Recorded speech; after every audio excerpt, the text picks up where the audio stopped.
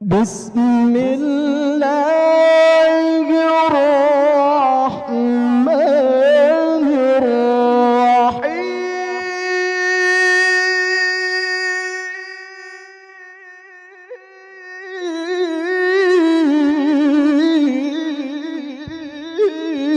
الله.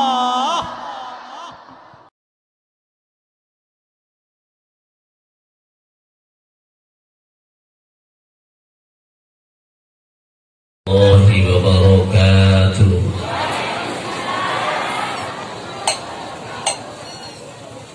Bismillahirrahmanirrahim. Alhamdulillahi rabbil alamin. Wa bihi nasta'inu ala umuri dunya waddin. Wassalatu wassalamu ala asyrafil anbiya'i wal mursalin Sayyidina wa maulana Muhammadin wa ala alihi wa sahbihi ajma'in. Subhanaka la ilma lana illa ma 'allamtana innaka antal alimul hakim. Rabbi shrah li sadri wa yassir li amri wahlul 'uqdatam min lisani yafqahu qawli. Amma ba'du. Al-mukarramun, para masyayikh, para tuan guru, wabil khusus ayahanda Tuan Guru Haji Ma'rif, mudah-mudahan beliau diberikan panjang umur oleh Allah, diberikan kesehatan, dan selalu untuk bisa berjuang bersama umat. Ayahanda Bapak Wagub Pak Fathul Bari yang saya muliakan, alhamdulillah beliau adalah seorang yang sangat berjasa dengan lahirnya Pondok Pesantren Nurul Quran ini. Beliau sangat setia dan selalu bersama-sama untuk membawa nilai-nilai Al-Quran. Kita doakan mudah-mudahan beliau tetap sehat walafiat dan selalu diberikan kekuatan oleh Allah Subhanahu wa taala untuk mengemban amanah. Akhil Aziz, Bapak Kandidat Doktor Tuan Guru Haji Sabarudin, yang juga sama-sama kita muliakan, kita hormati. Insya Allah dalam waktu yang tidak lama beliau sudah doktor. Allahumma, karena promotornya saya.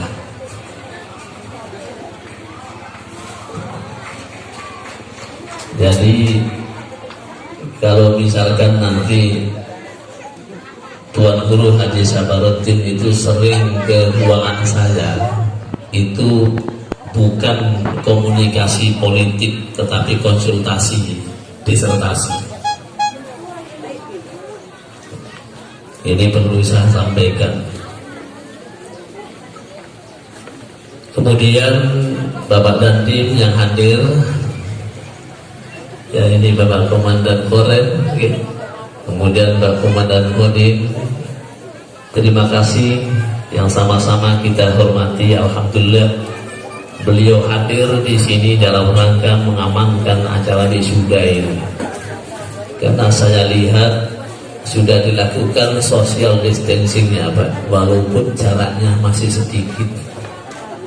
Cuman ini kok tidak pakai masker, ya. Jadi mudah-mudahan Allah melindungi kita semua, ya. Hadirin wal hadirat rahimakumullah. Sesungguhnya pada pagi hari ini saya merasa bangga, merasa senang untuk bisa menghadiri acara wisuda akbar, karena di sini ada tahfidz, para penghafal Al-Quran, para qori dan qori'ah, kemudian juga ada para khattab dan khattatoh, dan juga ada para ahlul turas, ahlul kutub untuk membaca kitab-kitab yang sudah tersebar dan tercatat dengan baik. Ini merupakan kebahagiaan bagi saya hadir pada kesempatan ini, berkumpul para ahlul Quran. Oleh karena itu, terima kasih kepada Akhil Aziz Tuan Guru Haji Sabarudin yang telah memberikan kesempatan kepada kami. Ya, lupa saya, ada Pak Kemenang, Kepala Kemenang yang sama-sama kita hormati. Ini sahabat seperjuangan, ya. Jadi kemarin juga sama-sama untuk ikut asesmen 3 besar, tapi nampaknya memang belum ditakdirkan. Jadi kata beliau, alhamdulillah antum yang jadi, saya dukung, dan mungkin Allah masih menetapkan saya. Mudah-mudahan ke depan bergantian. Bapak Ibu dan saudara sekalian, hari ini saya diminta untuk menyampaikan orasi ilmiah. Jadi orasi ilmiah ini adalah satu tradisi di dalam kegiatan wisuda. Sekalipun hari ini yang wisuda adalah para penghafal Al-Quran, para penulis, dan lain-lainnya, tetapi bukan berarti kita menyaingi mereka yang sudah di S1, S2, S3. Tetapi inilah sebenarnya menjunjung tinggi marwah Al-Quran. Bagaimana Al-Quran kita tetapkan dengan yang terbaik dan setinggi mungkin, karena sesungguhnya kehidupan di dunia ini semuanya adalah tertumpu pada nilai-nilai Al-Quran. Maka anak-anakku sekalian, jangan kalian merasa pesimis dalam kehidupan ini.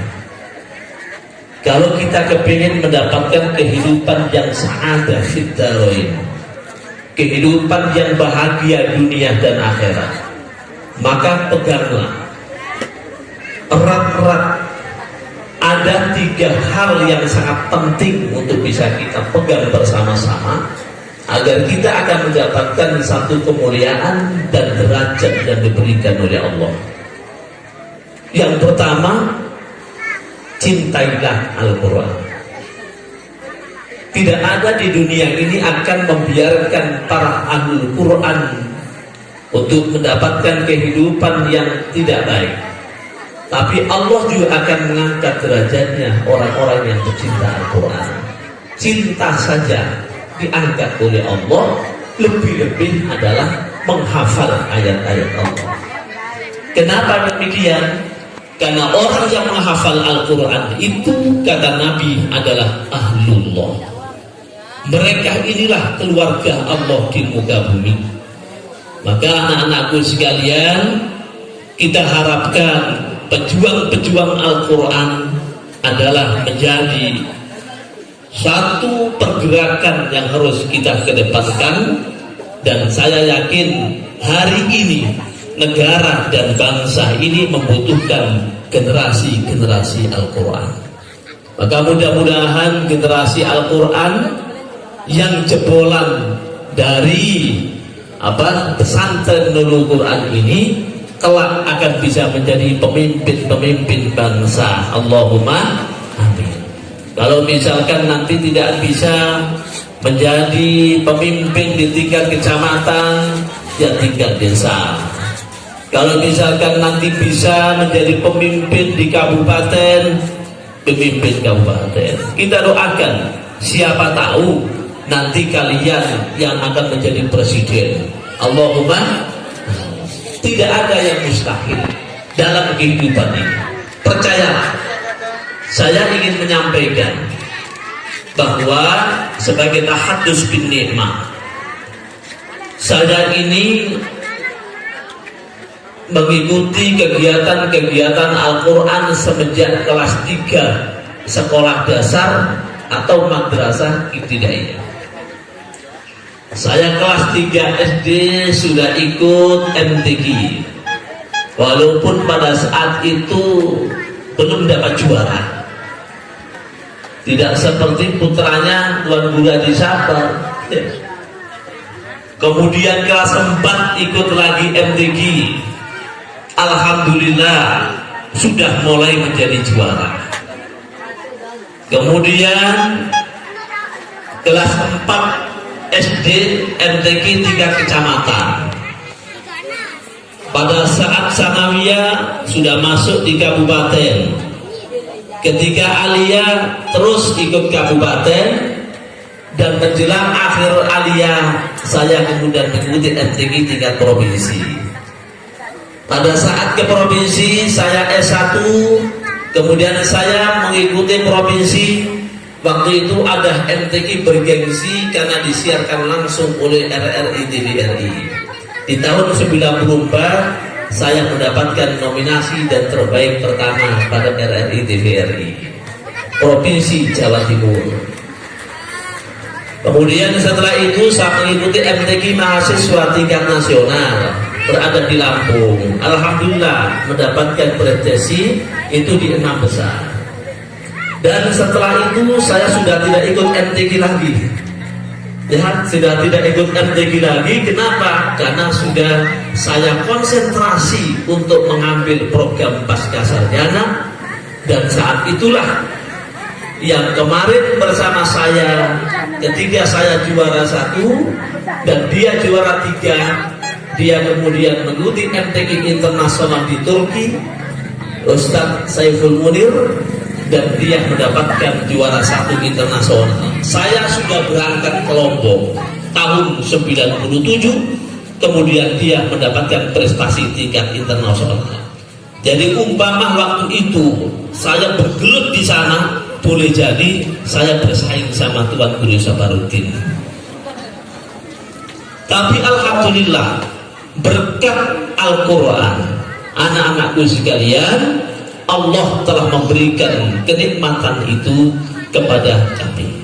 Saya tidak menyangka bahwa saya bisa menjadi kepala kanwil Kementerian Agama.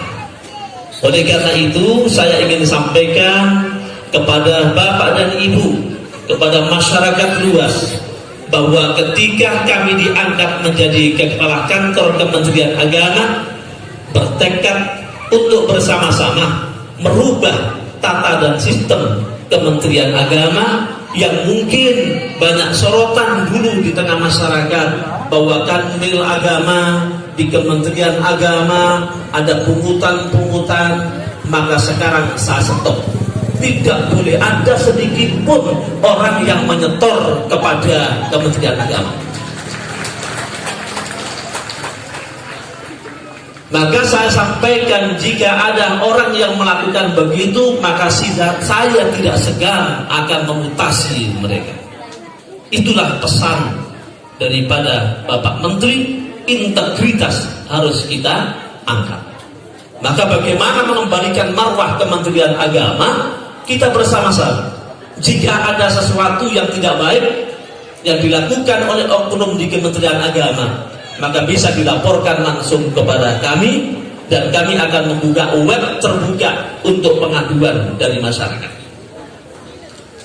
Nah, Bapak Ibu Saudara sekalian, khususnya anak-anakku, kalian sekarang harus betul-betul cinta kepada Al-Quran. Orang yang cinta kepada Al-Quran itu Allah akan berikan. Janji Allah itu, orang yang selalu berbuat baik diberikan oleh Allah kebaikan. In ahsantum ahsantum li anfusikum wa in asatum falaha. Ya masih kanwil ya bisa ngaji. Kata Tuan Guru tadi, jangan-jangan habis kanwil kemudian berubah. Insya Allah tidak. Nah, Bapak Ibu sekalian dan anak-anakku, jelas kata Allah, orang yang melakukan kebaikan-kebaikan itu pasti akan kembali kepada dirinya. Dan orang yang melakukan kejahatan juga kembali kepada dirinya. Maka jangan pernah ada niat dalam hati kita untuk melakukan kejahatan, kenistaan, dan perbuatan-perbuatan yang tidak diperbolehkan oleh Allah. Sebab tercatat rapi di sisi Allah. Kalau auditor mungkin bisa saja diselip-selipkan, tapi kalau yang mencatat ini adalah malaikat Allah, maka tidak ada satupun yang terlewat.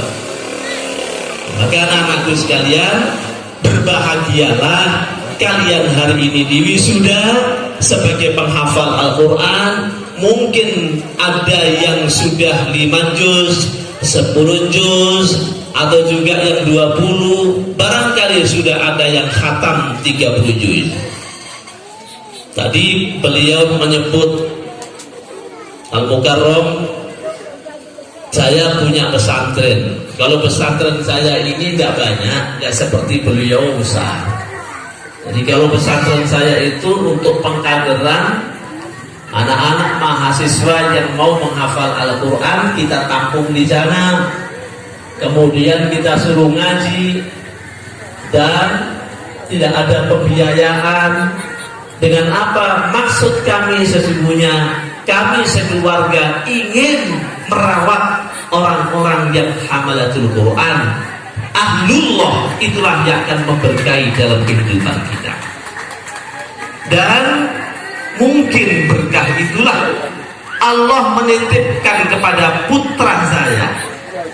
Dan alhamdulillah putra yang kedua sudah khatam Al-Hafidh 30 juz. Yang nomor 2.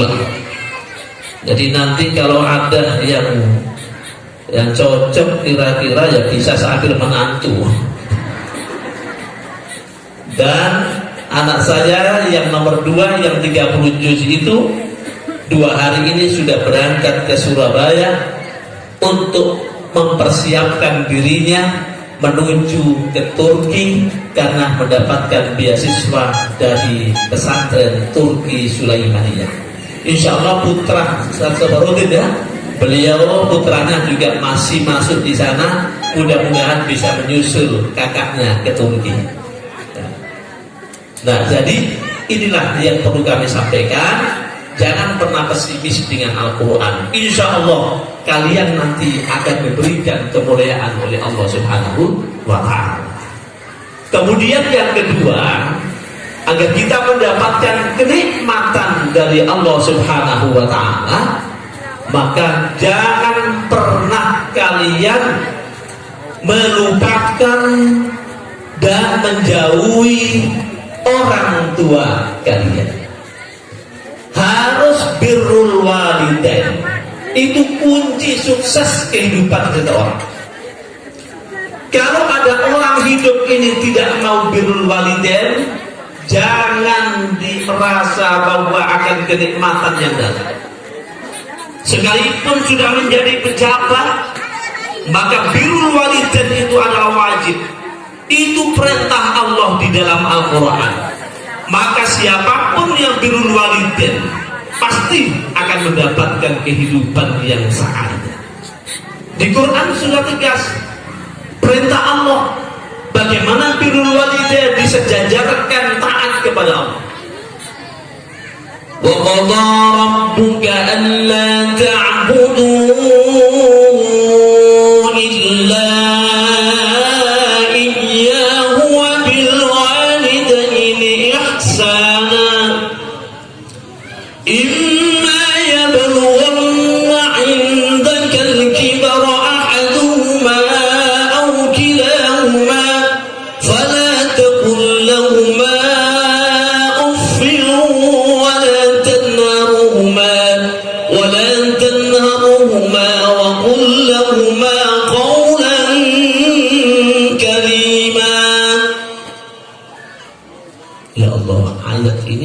saya bisa menangis karena saya sudah ditinggalkan kedua orang tua saya semenjak tahun 98.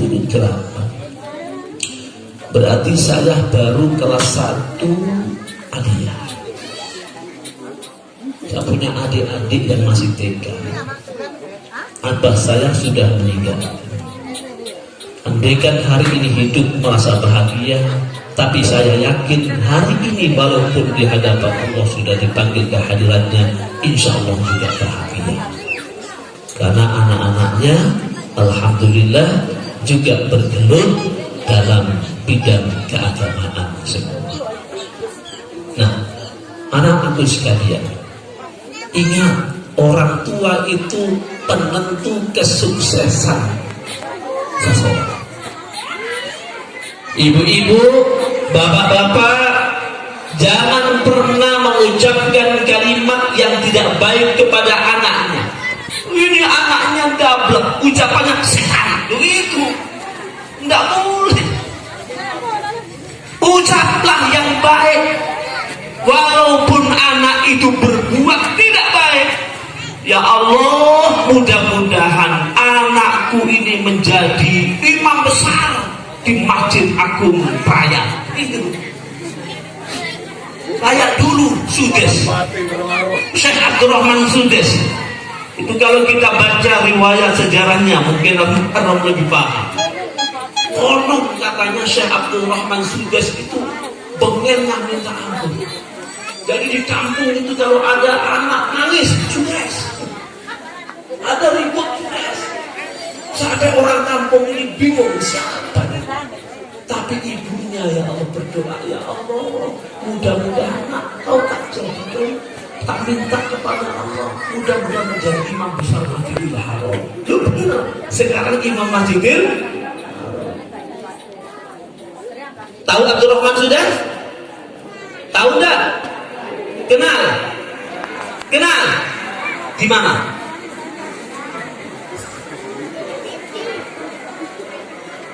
Suaranya doang. Alhamdulillahi Rabbil Alamin, Ar-Rahmanir Rahim, Maliki Yawmiddin, Iyyaka na'budu wa iyyaka nasta'in, Ihdinas siratal mustaqim, siratal ladzina an'amta 'alaihim ghairil maghdubi 'alaihim waladdallin.